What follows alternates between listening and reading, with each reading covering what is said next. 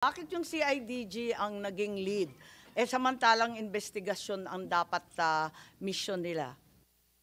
Ma'am, I just want to, yun sa background po natin, yun sa PNP po, ang Interpol, PCTC have to, ang dalawa lang po yung pinapadala niya, no?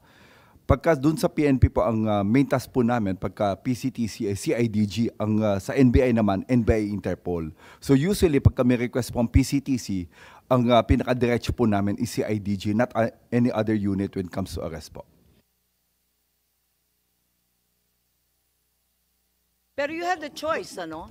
Madam Chair. Hindi naman lagi CIDG nag-aaresto nitong mga high-profile personalities. Wala naman ako nakikitang CIDG sa TV pag nakikita yung iba't ibang krimen. Hindi naman lagi sila eh. Ma'am, when it comes to the request of the PCTC, ang tasking po is always sa CIDG po. Yun po yung ano natin sa